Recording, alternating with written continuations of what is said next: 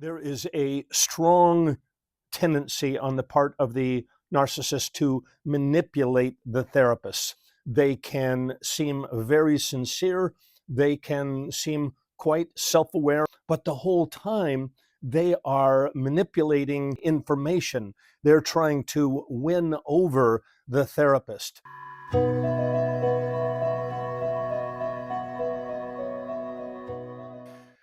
All right, I want to talk to you about couples counseling with a narcissistic individual or someone who has NPD. I'm Dr. David Hawkins, Director of the Marriage Recovery Center and the Emotional Abuse Institute. And I want to talk to you about clinicians who are working with couples where one partner has narcissistic traits. My goodness, we have got to thread a needle. Now, what does that mean? That means that couples counseling, of course, is based upon issues being co-determined and then co-regulated and so on. But when there is someone with strong narcissistic traits, couples counseling is not only counterproductive, but can be very, very harmful. I want to talk to you about concerns in doing any kind of couples counseling when one of the partners has strong narcissistic traits. All right, could it be done at the right time in the right way? Possibly, and we'll talk about that. But let's talk about the dangers of doing couples counseling with someone with strong narcissistic traits. Number one, there is a strong tendency on the part of the narcissist to manipulate the therapist. Oh, how can that happen? Well, they can make a very charming presentation. They can seem very sincere. They can seem quite self-aware and insightful. But the whole time, they are manipulating issues. They are manipulating information. They're trying to win over the therapist. And my goodness, and by the way, if the therapist is not incredibly seasoned and incredibly understanding of narcissism, emotional abuse, and all of those issues, then there's even more of a danger of manipulation of the therapist. Great concern. Number two, the possibility of weaponizing therapy.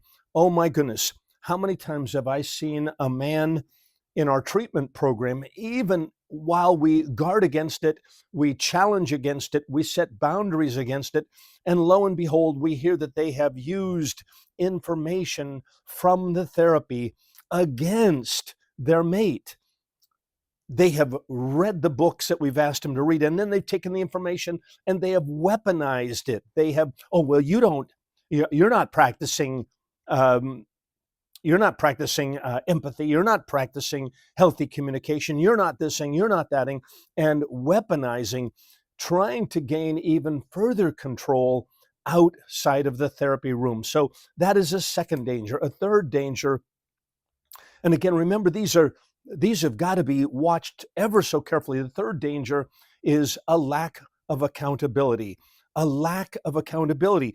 Counseling is, my goodness, it is based upon self-awareness. It's based upon responsibility. It's based upon introspection. It's based upon taking responsibility for one's harmful actions and making repairs and making changes. So again, couples counseling. Could it be done at the right time in the right way with a seasoned clinician who knows exactly what they're doing and what to watch out for?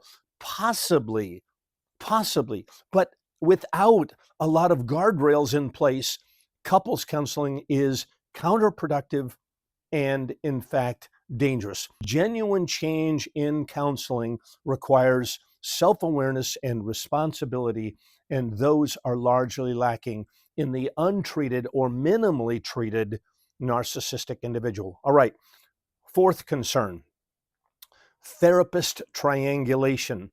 The narcissistic individual may try to create a triangulation. It's them and the therapist against the mate, and feigning concern, about their partner's well-being when they lack a genuine concern. And so they paint themselves as the healthy one. And so very, very subtly, you notice, oh my goodness, the tables have been turned. And now the narcissistic individual suddenly, or maybe not so suddenly, appears rather healthy. And they're pointing out the problems in the mate. Can't you see that she? Can't you see she? And now all of a sudden, wow, the focus is on her. Number 5, the 5th danger is re-traumatization of the victim. Oh my goodness. We've called it secondary abuse. It goes by different names, but the point being she ends up being harmed again in the counseling. It doesn't end up being a safe place for her to really talk about how she has been harmed. Her experiences are dismissed. She is discounted. And so she is traumatized again. Number 6, a lack of sustainable change. It may appear that he is changing. It may appear that things are going well in this couple's counseling, but alas, there isn't really in-depth change. There's not really character change. By the way, folks, change of narcissism and patterns of narcissistic and emotional abuse, these are chronic, long-term patterns. They require in-depth character change.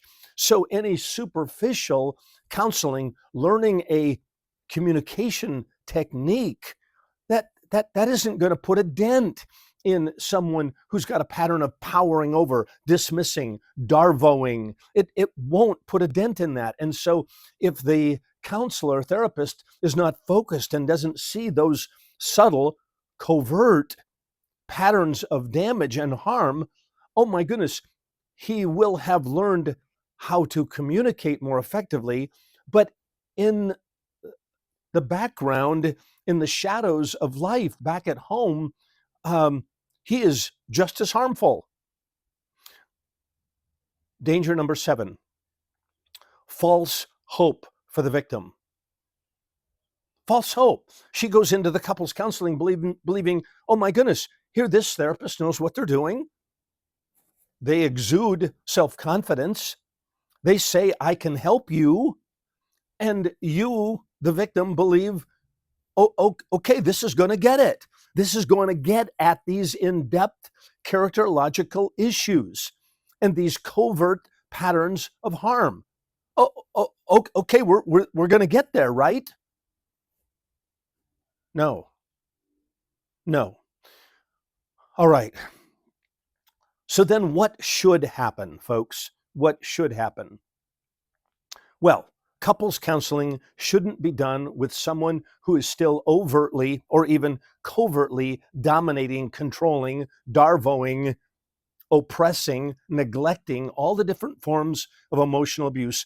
All of that stuff must be seen before seen and managed before couples counseling can effectively take place. So in a sense, you who have been victimized, you would do well to be interviewing that potential counselor who says they can do couples counseling. Well, are they aware of these 7 issues? Let me run through them again so that you can be very clear about them. Number 1, the danger of manipulation of the therapist. Number 2, a danger of weaponizing, using therapy to weaponize our mate. Number 3, a lack of accountability. Number 4, the danger of therapy triangulation. Number 5, re-traumatization of the victim. Number 6, a lack of sustainable change.